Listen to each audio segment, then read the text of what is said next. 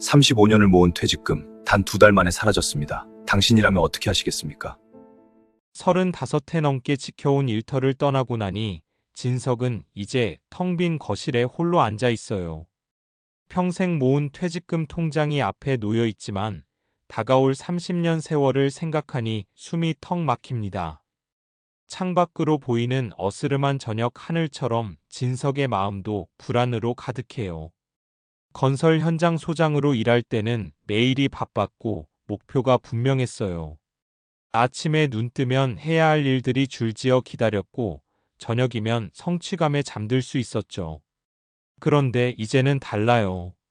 아침에 일어나도 갈 곳이 없고 할 일도 없어요. 시간은 너무 천천히 흐르고 하루가 일주일처럼 느껴집니다. 통장 잔액을 들여다보며 진석은 계산기를 두드려요. 한 달 생활비가 200만 원이라 치면 1년에 2,400만 원이 들어가요. 30년이면 7억 2천만 원이 필요한데 지금 통장엔 그 절반도 안 되는 돈이 들어 있어요. 가슴이 철렁 내려앉습니다. 이대로 가다간 얼마 못 가서 바닥을 드러낼 게 뻔해요. 아내 순자에게 손을 벌려야 할까요? 아니면 자식들한테 신세를 져야 할까요? 평생 가장으로 살아온 자존심이 그걸 허락하지 않아요. 그런데 말이에요. 이때 진석은 아직 몰랐어요. 이 불안감이 자신을 얼마나 위험한 길로 이끌게 될지를요. 저녁 식탁에서 순자가 된장찌개를 떠주며 말을 꺼내요. 이제 편하게 쉬면서 손주들이나 돌보며 살자고요. 하지만 진석의 귀엔 그 말이 들어오지 않아요. 머릿속은 온통 돈 걱정뿐이에요. 밤이 되어 불을 끄고 누웠지만 잠이 오지 않습니다. 천장을 뚫어져라 쳐다보며 진석은 한숨만 내쉬어요. 옆에서 순자가 규칙적으로 숨을 쉬고 있어요. 평생을 함께 살아온 아내인데 요즘은 왠지 멀게만 느껴져요. 순자는 만족하며 살아가는 것 같은데 자신만 초조하고 불안해요. 새벽 2시가 넘어서야 진석은 겨우 잠이 들어요. 꿈속에서도 계산기를 두드리고 있는 자신을 발견합니다. 다음 날 아침 진석은 일찍 일어나 동네 뒷산을 오르기 시작해요. 건강도 챙기고 마음도 정리할 겸해서요. 산길을 걷다 보니 같은 시간대에 운동하는 사람들이 보여요. 대부분 자신과 비슷한 나이대예요. 그들의 얼굴엔 여유가 보입니다. 혹시 저 사람들은 다들 돈 걱정 없이 사는 걸까요? 진석은 괜히 자신만 뒤처진 것 같아 마음이 무거워져요. 산에서 내려와 집 근처 카페에 들렀을 때 오랜만에 친구 철호를 만나게 돼요. 철호는 진석을 보자마자 반갑게 손을 흔들어요. 고급스러운 브랜드 옷을 입고 새 시계를 찬 철호의 모습이 예전과는 많이 달라 보여요. 커피를 마시며 근황을 묻는데 철호는 요즘 투자로 돈을 잘 벌고 있다며 자랑을 늘어놓아요. 작년 한 해 동안 억 단위로 벌었다는 말에 진석의 귀가 쫑긋해집니다. 철호는 특히 은실물 투자가 요즘 대세라며 신이 나서 설명해요. 금보다 가격이 저렴하면서도 산업용으로 쓰임새가 많아서 앞으로 가격이 오를 수밖에 없다고요. 태양광 패널에도 들어가고 전기차 배터리에도 쓰인다며 철호는 자신만만해요. 진석은 처음엔 반신반의했지만 철호의 열변을 듣다 보니 점점 관심이 생겨요. 철호는 계속해서 말을 이어가요. 은행 예금 금리가 고작 몇 %인데 은투자는 1년에 30%도 벌 수 있다고요. 3천만 원 넣으면 1년 뒤엔 4천만 원이 되는 거예요. 진석의 눈빛이 흔들리기 시작합니다. 철호는 자신이 거래하는 은계 판매업체 명함을 꺼내줘요. 여기가 믿을 만한 곳이라며 가서 상담받아 보라고 권해요. 진석은 명함을 받아 주머니에 넣으며 고맙다고 말해요. 카페를 나서면서도 머릿속은 복잡해집니다. 정말 은투자가 안전한 걸까요? 철호 말대로 돈을 벌 수 있을까요? 집으로 돌아온 진석은 컴퓨터를 켜고 은 시세를 검색해봐요. 그래프를 보니 정말로 최근 몇 년간 꾸준히 상승하고 있어요. 뉴스 기사들도 은의 미래 가치를 긍정적으로 전망하고 있습니다. 진석의 가슴이 두근거리기 시작해요.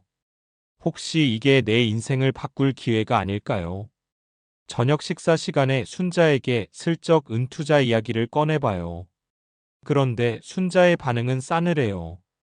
우리 나이에 무슨 투자냐며 그냥 은행에 넣어두는 게 제일 안전하다고 말해요. 투자는 젊은 사람들이나 하는 거고 우린 그냥 있는 돈 아껴 쓰면 된다고요. 진석은 순자의 말을 들으며 답답함이 밀려와요. 은행 이자로는 물가 상승률도 못 따라가는데 어떻게 그렇게 안일하게 생각할 수 있는지 이해가 안 돼요. 그날 밤 진석은 또 잠을 설쳐요. 순자의 말대로 안전하게 가야 할까요? 아니면 철호의 말대로 과감하게 투자해야 할까요? 이 선택이 인생을 바꿔버릴 수도 있다는 생각에 진석은 밤새 뒤척입니다. 며칠을 고민하던 진석은 결국 철호가 준 명함 속 업체를 찾아가요. 강남의 한 빌딩 안에 위치한 그곳은 생각보다 깔끔하고 고급스러워요. 직원이 친절하게 맞이하며 은투자에 대해 설명해줘요. 실물 자산이라 안전하고 언제든 현금화할 수 있다는 말이 진석의 마음을 사로잡아요. 직원은 실제 은계를 꺼내 보여주는데 손에 쥐어진 묵직한 무게감이 진짜 자산을 만진 느낌이에요. 반짝이는 은빛 광택이 진석의 눈을 사로잡습니다.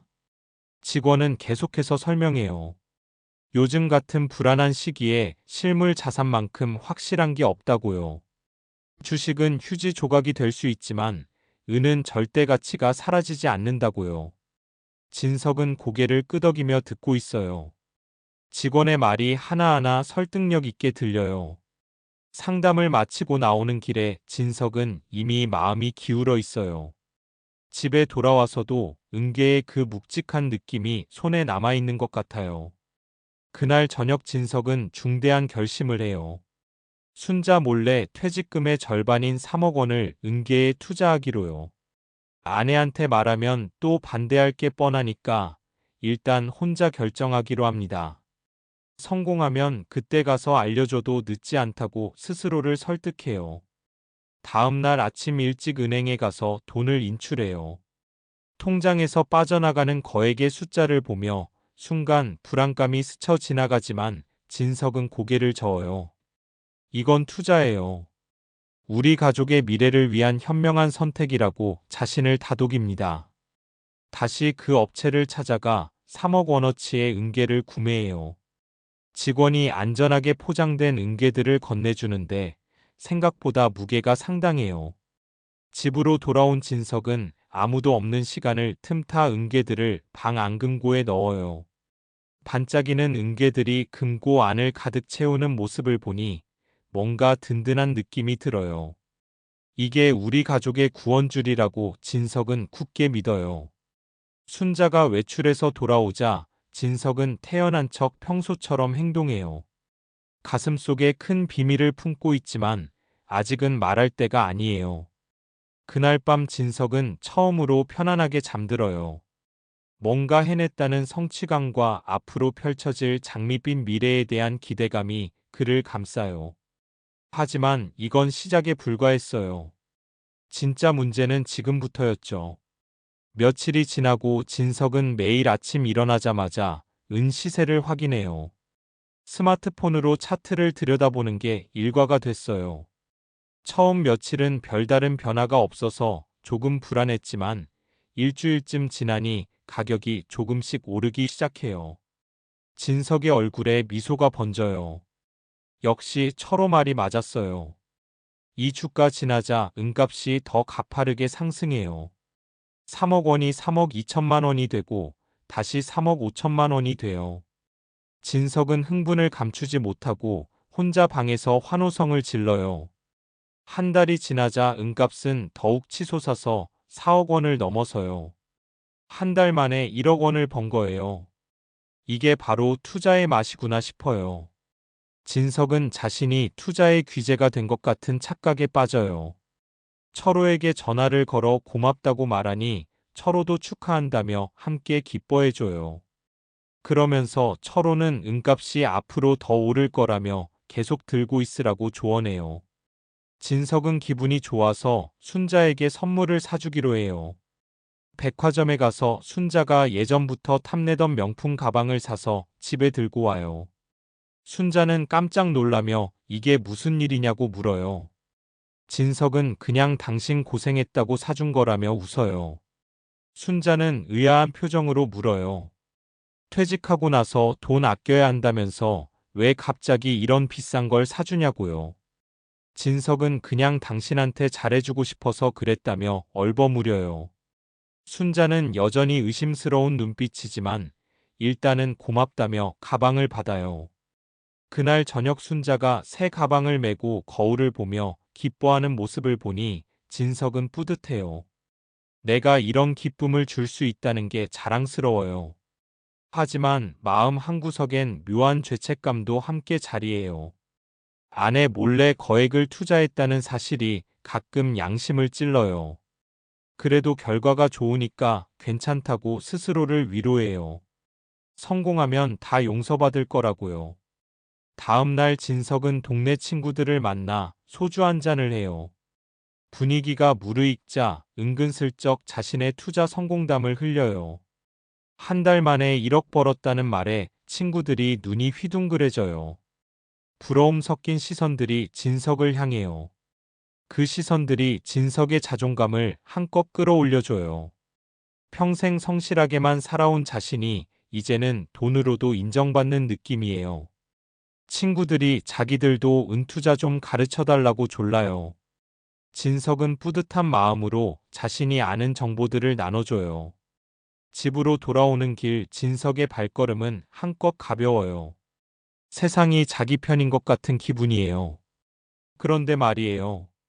이 달콤한 성공의 맛이 진석을 더 깊은 수렁으로 이끌게 될 줄은 아무도 몰랐어요.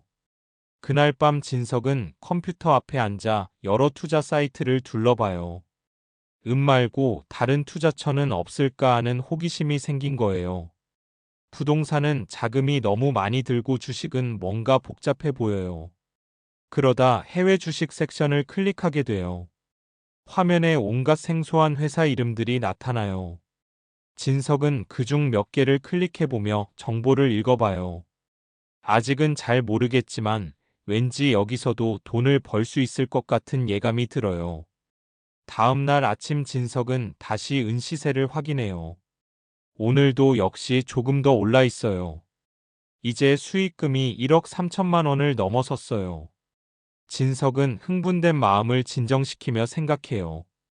이쯤에서 팔아야 할까요? 아니면 더 기다려야 할까요? 철호에게 전화를 걸어 조언을 구해요. 철호는 아직 더 오를 여지가 있으니 조금 더 들고 있으라고 말해요. 진석은 철호의 말을 믿기로 해요. 지금까지 철호의 조언이 다 맞았으니까요. 그런데 이틀 뒤 예상치 못한 일이 벌어져요. 은값이 갑자기 급등하기 시작한 거예요. 하루 만에 10%가 올라요. 진석은 믿을 수 없다는 표정으로 화면을 쳐다봐요. 그리고 다음 날도 또 올라요. 일주일 사이에 은값이 거의 20%나 뛰어 올라요. 진석의 3억 원이 어느새 4억 8천만 원이 돼 있어요. 한 달 반 만에 1억 8천만 원을 번 거예요. 진석은 떨리는 손으로 계산기를 두드려 봐요. 1억 8천만 원이면 1년 생활비의 7년치가 넘는 돈이에요. 진석의 머릿속이 하얘져요. 이 정도면 팔아야 하는 게 아닐까요? 하지만 또 다른 목소리가 속삭여요. 조금만 더 기다리면 5억도 넘길 수 있을 거라고요. 상상도 못한 일이 벌어지고 있었어요. 그리고 이 달콤함이 곧 독이 될 줄은 진석은 전혀 몰랐어요. 진석은 고민 끝에 은을 팔기로 결정해요. 이 정도면 충분하다고 판단한 거죠. 업체에 연락해서 보유한 은계를 모두 매도해요. 통장에 4억 8천만 원이 들어오는 순간 진석의 가슴이 터질 것 같아요. 평생 이런 큰 돈을 한 번에 만져본 적이 없어요. 순이익만 1억 8천만 원이에요. 진석은 환희에 차서 혼자 방에서 주먹을 불끈 쥐어요. 역시 내가 해냈어요. 이제 진석의 눈은 더 높은 곳을 향하기 시작해요. 1억 8천만 원을 벌었으니 이번엔 더 큰 수익을 노려볼 수 있지 않을까요? 은에서 번 돈의 원금까지 합치면 거의 5억에 가까운 돈이 있어요. 진석은 철호에게 전화를 걸어 다음 투자처를 물어봐요. 철호는 잠시 생각하다가 이름도 생소한 해외 바이오 주식 하나를 추천해요.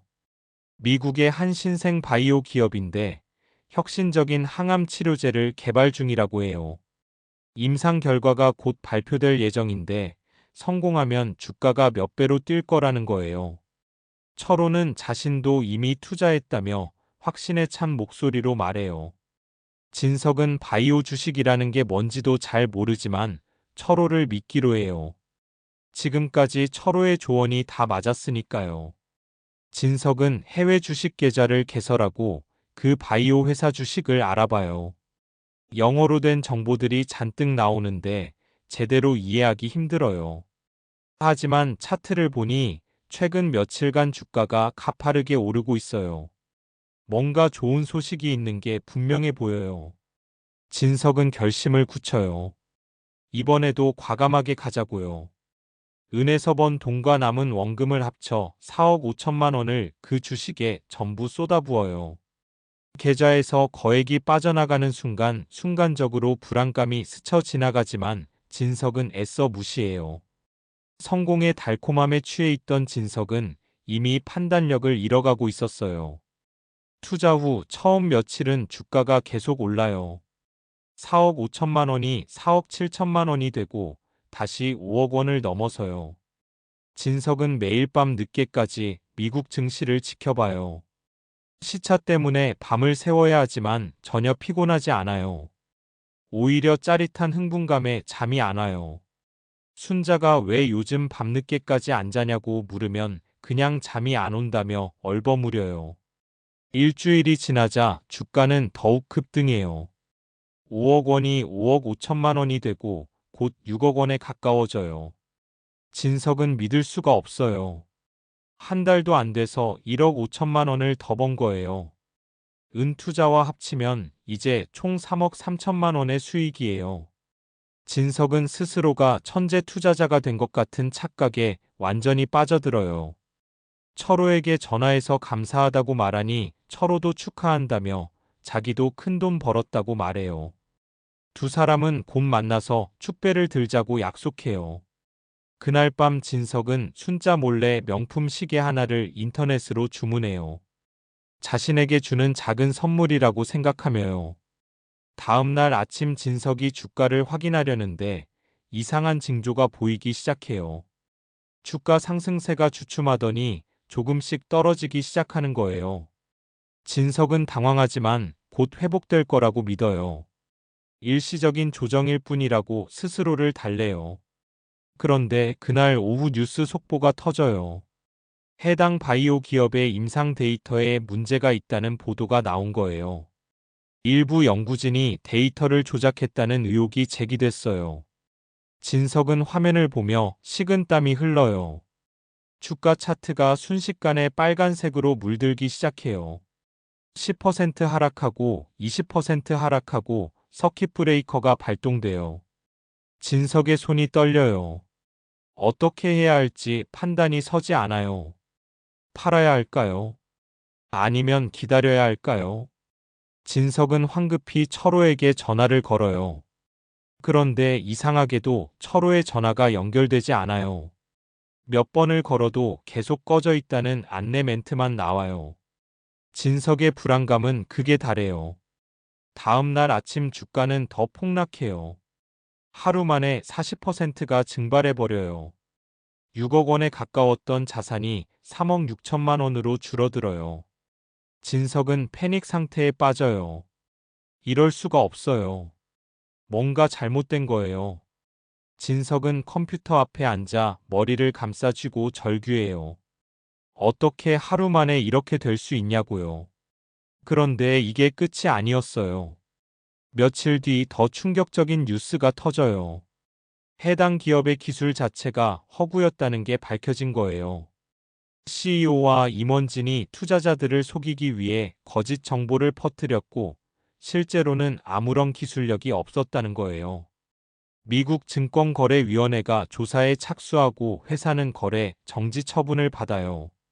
진석의 눈앞이 캄캄해져요. 주식 거래가 중단되면 이 주식은 그냥 휴지 조각이 돼요. 팔고 싶어도 팔 수가 없어요. 진석은 모니터를 보며 멍하니 앉아 있어요. 파란색 하락 화살표가 가득한 화면이 눈에 들어오지 않아요. 귀에서 윙윙 소리가 들려요. 가슴이 답답해서 숨을 쉬기 힘들어요. 진석은 떨리는 손으로 계산기를 두드려 봐요. 처음 투자한 돈이 6억이었어요. 은에서 번 1억 8천과 원금 4억 2천이요. 지금 남은 돈은 거의 없어요.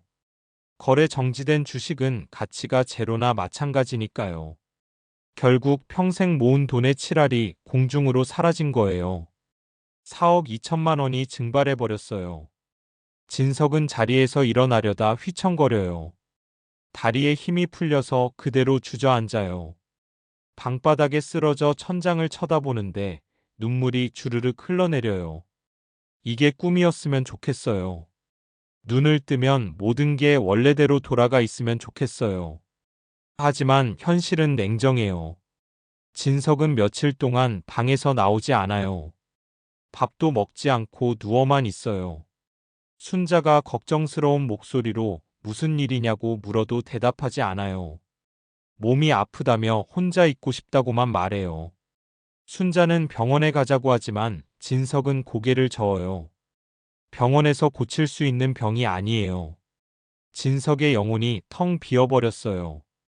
거울을 보니 단 며칠 사이에 얼굴이 무너져 내린 것처럼 보여요. 눈가에 주름이 더 깊어지고 입가는 축 처져 있어요. 10년은 늙은 것 같아요. 철호에게 계속 전화를 걸어보지만 여전히 연결이 되지 않아요. 나중에 다른 친구를 통해 들으니 철호도 큰 손해를 보고 잠적했다고 해요. 진석은 허탈한 웃음이 나와요. 결국 철호도 피해자였던 거예요.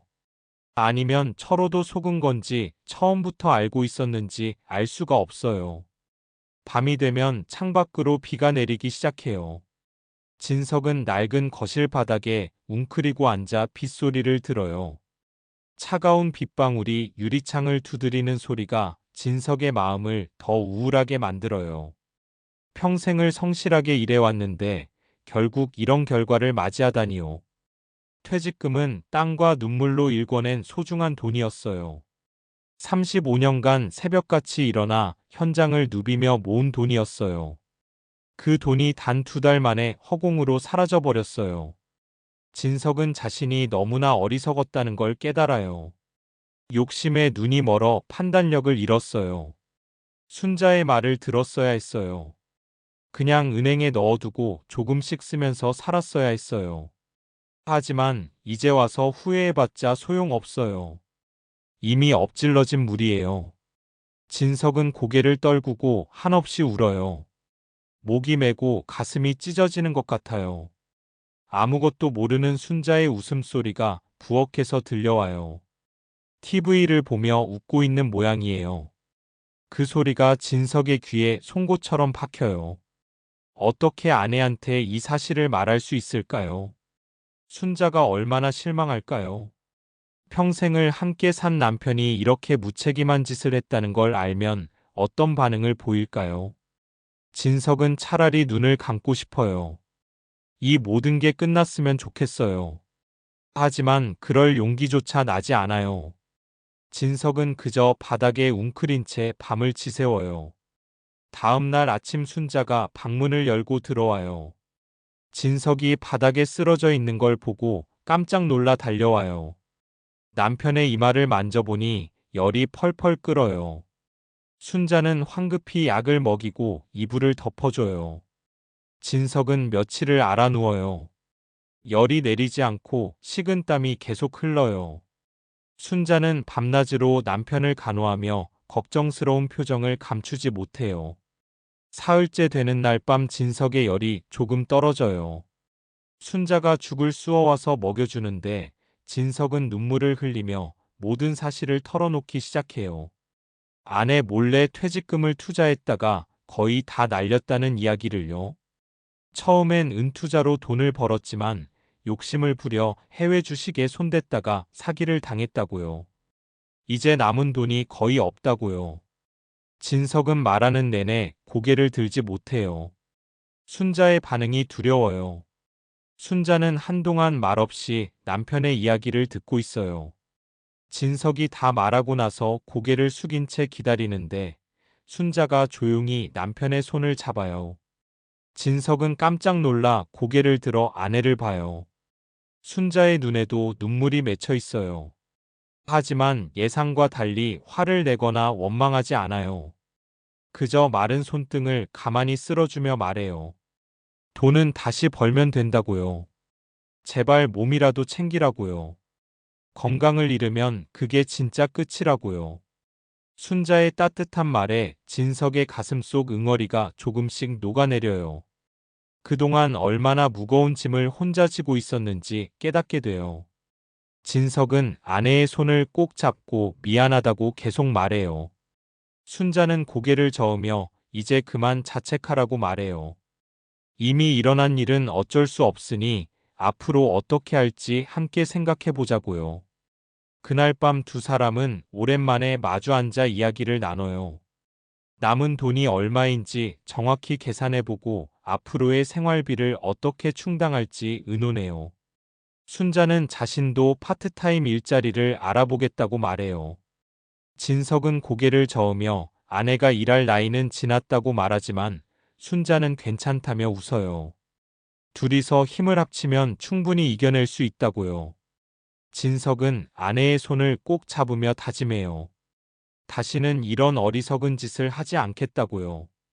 땀 흘려 정직하게 일해서 돈을 벌겠다고요. 순자는 고개를 끄덕이며 남편을 믿는다고 말해요. 그날 밤 진석은 오랜만에 편안하게 잠들어요.